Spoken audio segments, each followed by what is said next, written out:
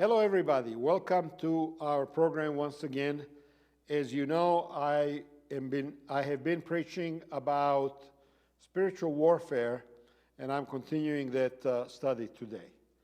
Today's title of this sermon is What's to Come. I want to talk to you about what I think is coming into this world here in the next 2 to 3, 5 years. Some of the things that I see happening in the world today.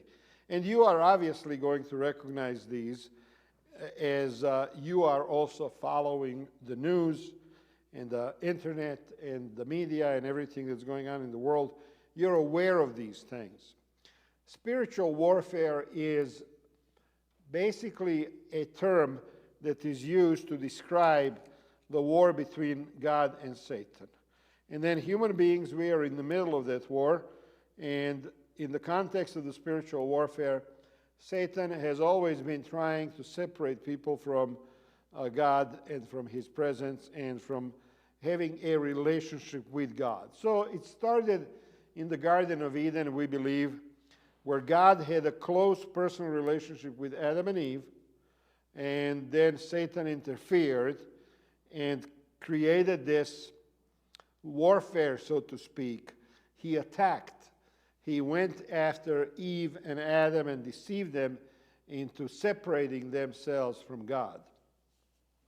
Not only that, but according to the Bible, when God created human beings, He put them in charge of this planet.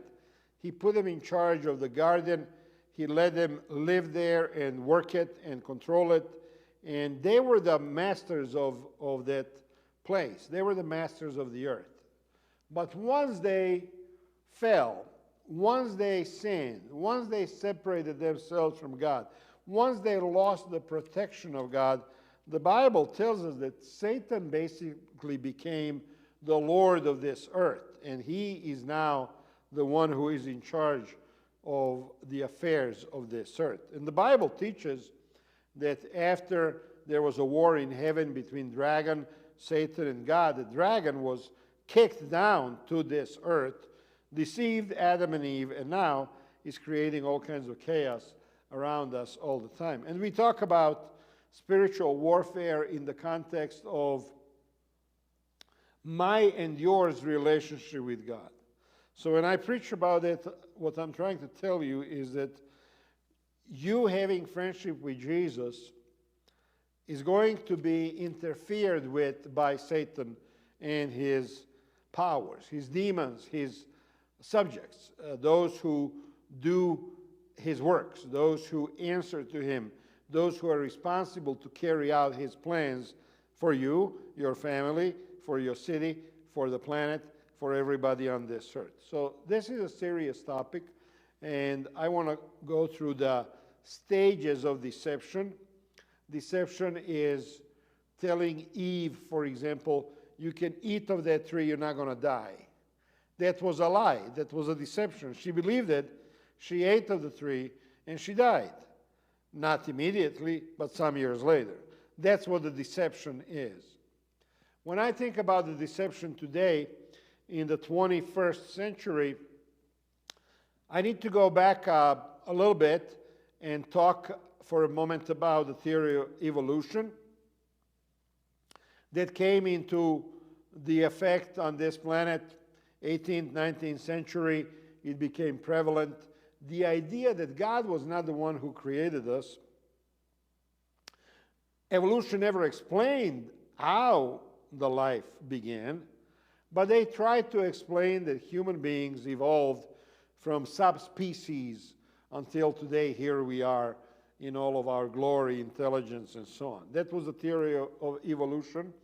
It did not take stronghold right away on America and on the United States. As a matter of fact, in the 19th and early 20th century, there was a huge pushback against the evolution. But today, evolution is being taught in every school in the United States, in every school around the world. It's something that is just accepted as fact by the scientific world. So this was one of these steps in the stages in the evolution of deception. And then I also one thing that sticks out to me is that back in the 50s and 60s, we started hearing about extraterrestrial life, UFOs, Roswell, abductions, all of those things. And that began to make its way into our corporate mindset, our collective mindset. We became aware of this. Something is out there that's not human. Intelligence other than human. It's not God, but it's these beings from other planets and so on. So you have the evolution on one hand, taking an aim at religion, at Christianity, at the story of creation. And now you have this other concept that there are extraterrestrials out there, ETs, and maybe they have something to do with our existence, our creation, and so on. So you have those two things that are happening as part of, I believe, deception against God and against our belief in God. So what else takes place in America in the 20th century? You have this huge drive towards consumerism and materialism. And those two things, becoming a consumer, constantly buying, constantly shopping, constantly looking for sales, becoming materialistically oriented, it took our sight as Christians away from the things that are heavenly, that are important. And we began to fixate on the things of this earth. So you have evolution telling you that God did not create you. You have ET movement, UFOs telling you, again, throwing doubt into this whole story of creation and God being the creator. And then on top of that, you have consumerism and materialism becoming so ingrained in our society that people, even Christians, are fixated on the wealth and on the things of this earth instead of being fixated on God and having a relationship with Jesus Christ.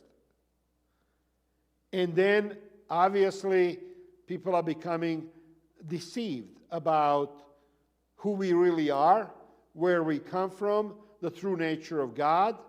Everybody's beginning to doubt these things until we come into today, 2025, and you have the attendance in the churches at the lowest point ever. You have the whole young generation of people completely rejecting Christianity altogether, rejecting the idea of God, rejecting the idea of creation, six-day creation, and so on, and just going into this direction of complete materialism and consumerism. And now this is even more jacked up by this whole, more amplified by this whole social media phenomena that we have, where everybody has to show the whole world how good they have it and how good they are and all of the wonderful things that they are achieving materialistically in this world. All of this, I'm saying, in order to make a point that deception is complex. And people take their eyes off of God and start focusing on all of these other things.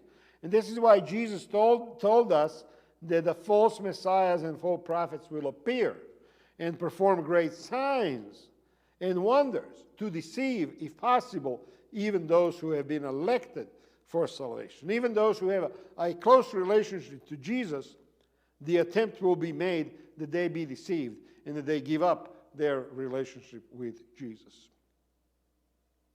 Having said all of that, I see three things coming right soon here, maybe in the next few months, maybe in the next year or two at the most. I see Middle East exploding because you have this whole movement of trying to create greater Israel. And the current state of Israel is trying to expand. I don't care what anybody says. This is not just about Palestinians.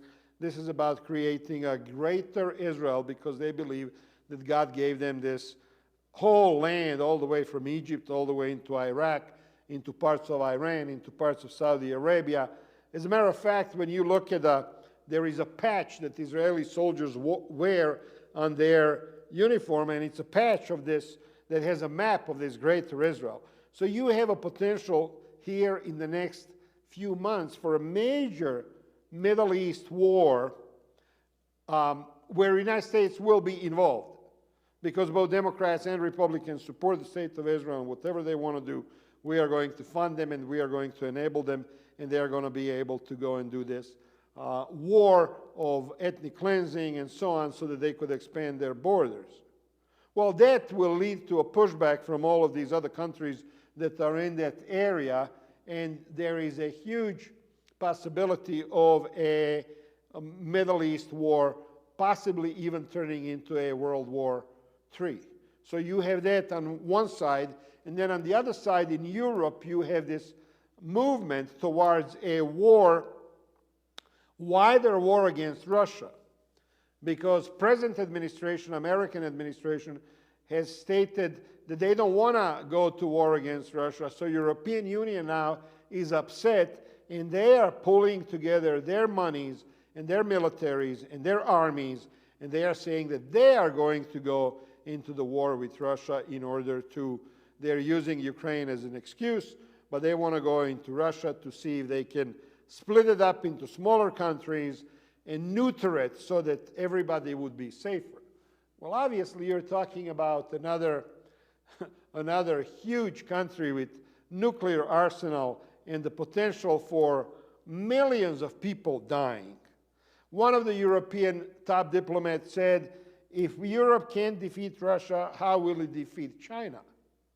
So now they're talking about going to war against both Russia and China. And then on the American side, you have a problem number 3, which is a lot of American politicians, both on the left and the right, are saying, hey, we need to go to war against China because China is becoming too big, too powerful. They are becoming stronger than us. We need to smack them down a little bit so that they know their place. And obviously, once you start talking like that, you can end up exchanging nuclear bombs with that country. So you have Middle East, you have Russia, you have China. Potential for major war.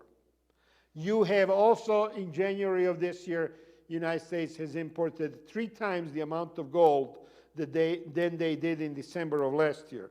$31 billion worth of gold coming into the United States versus $11 billion in December. And this happens only, historically, this only happens before a major war. So you have Christians and people who believe in God being taught about evolution and being taught about consumerism and being taught about the extraterrestrials and basically being told that we are not created by God but by something else.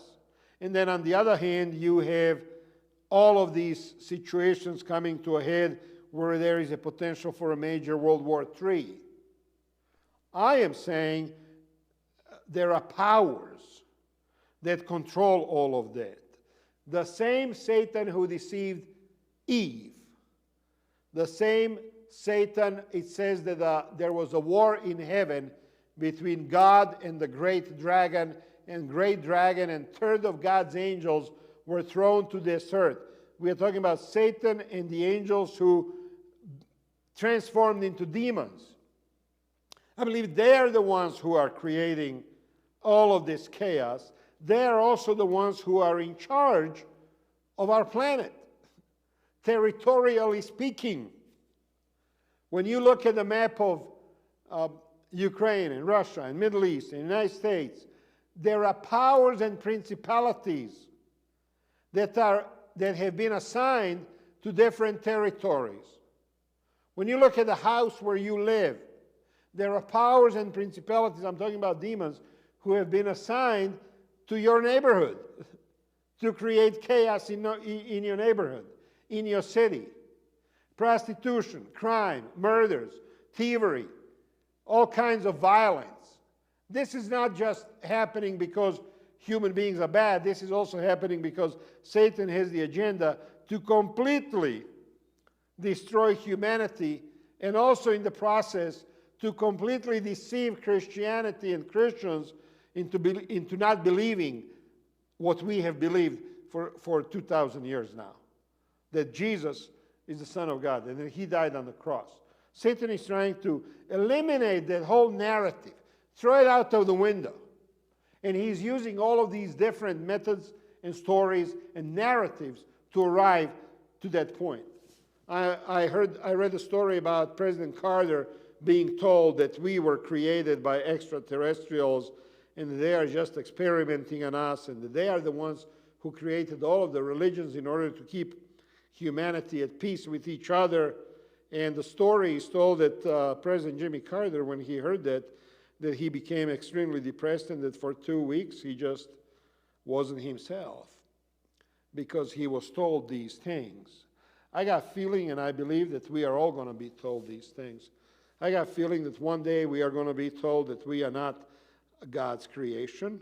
We are going to be told that you can look up on Google, just look up aliens in the year 2027, and there is a lot of people saying that the government knows that something big is coming in 2027.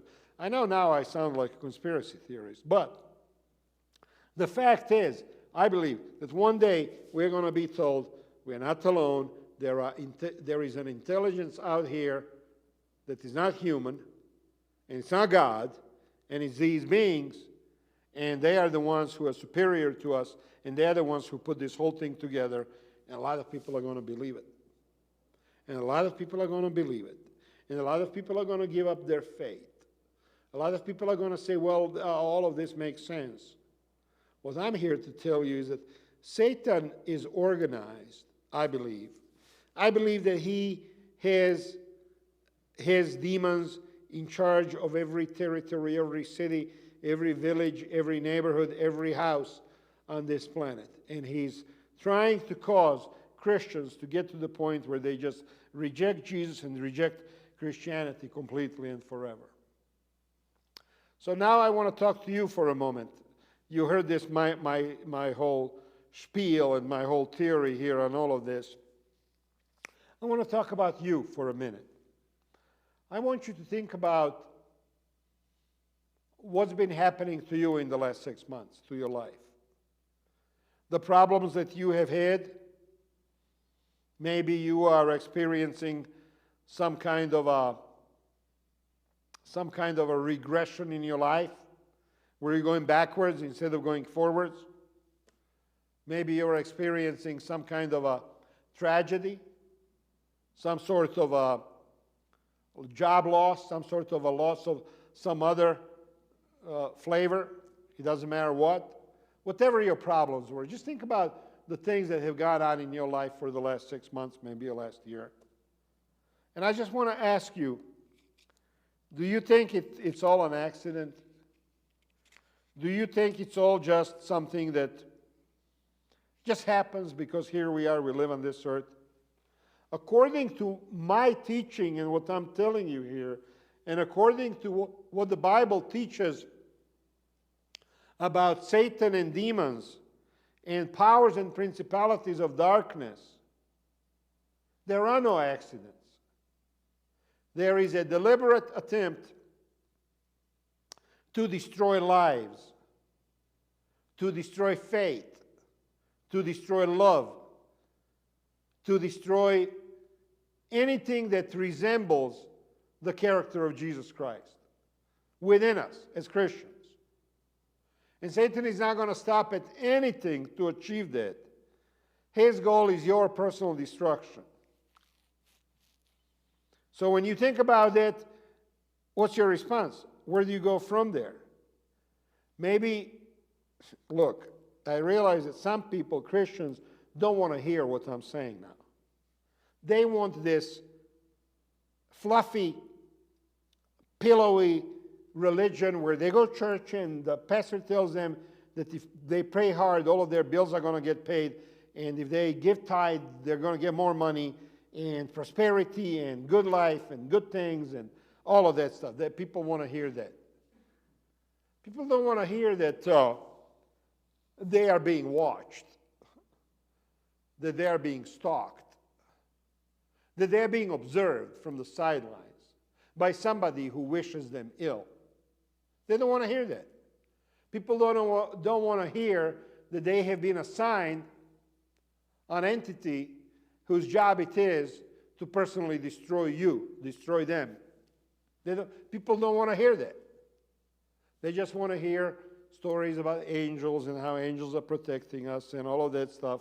They don't want to hear this other side of the dark reality that Satan is out there working, not just to destroy Russia and China and Israel and Palestine and Arabs and Christians and the whole humanity, but you personally, me.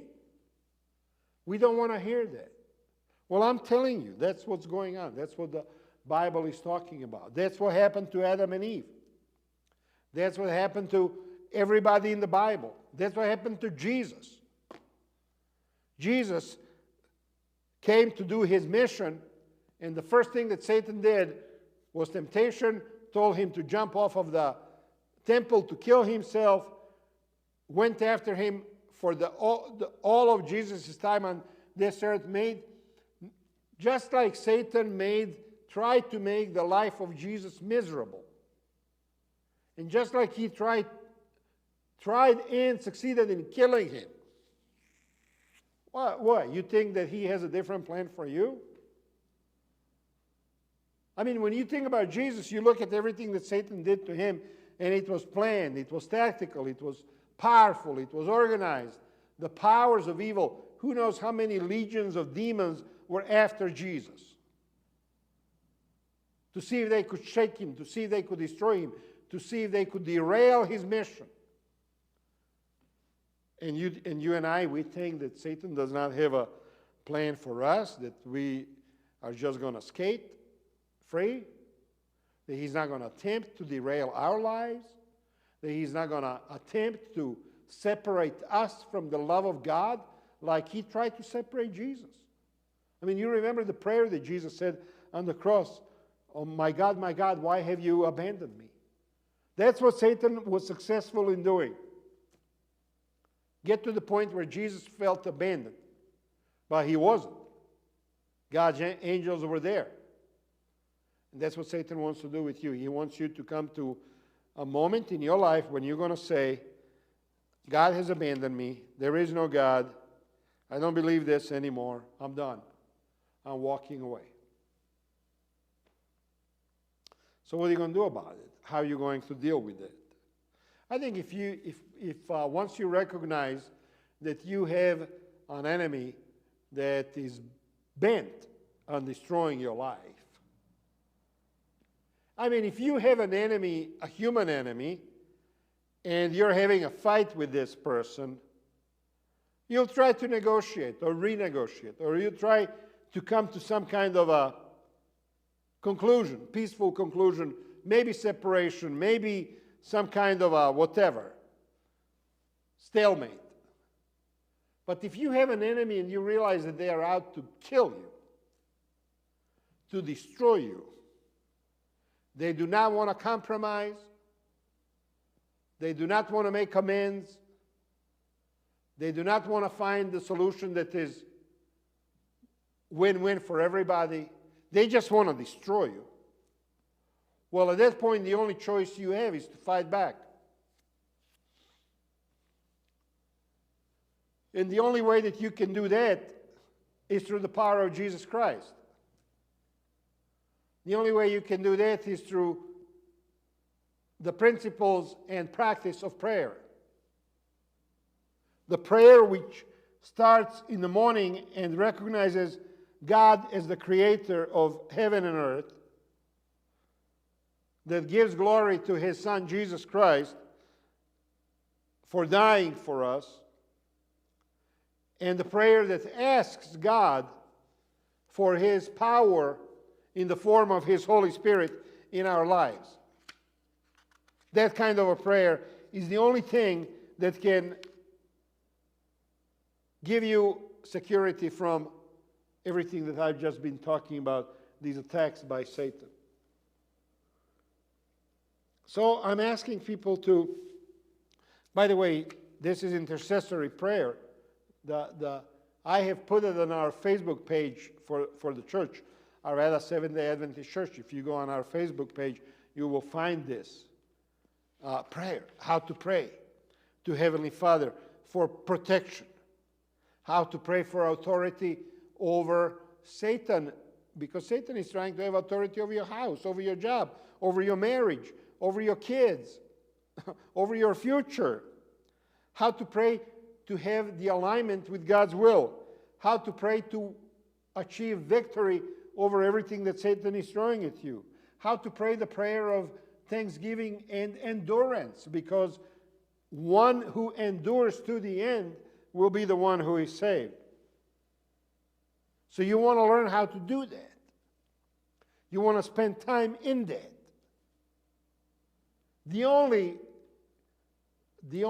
tool, the only weapon that we as Christians have against the schemes and attacks, constant schemes and attacks of Satan, is constant vigilance and diligence in prayer. Prayer that recognizes God as supreme and that is asking Him to be a part of everything that we do. For we do not wrestle against flesh and blood, but against the rulers, against the authorities, against the cosmic powers, against the spiritual forces of evil in the heavenly places. So all of this stuff I think is going to happen. I think you're going to have a war in the Middle East. I think you're going to have a war with possibly China and Russia. I think you're going to have a disclosure where the officials are going to tell us that we are not alone on this planet. Maybe even the appearance of something that looks like the second coming of Jesus Christ. Maybe they will tell us, oh, Jesus is back. He's an alien. He came in a huge spaceship. And He's here telling everybody to love each other and to be brothers and all of that stuff. And Jesus told us, when they tell you that He's there or that He's here, don't believe them, because the coming of the Son of Man will be like the lightning that strikes from the east and is seen all the way into the west. I'm telling you, my feeling, the only people who are going to survive the deception of Satan are going to be the ones who are now preparing by means of serious devotion and prayer and asking God for help. I want to encourage you to go to God and ask for help. Ask for forgiveness. Ask for Jesus to come into your life and to be a part of everything that you do. May God bless you as you continue to think about these topics. Amen.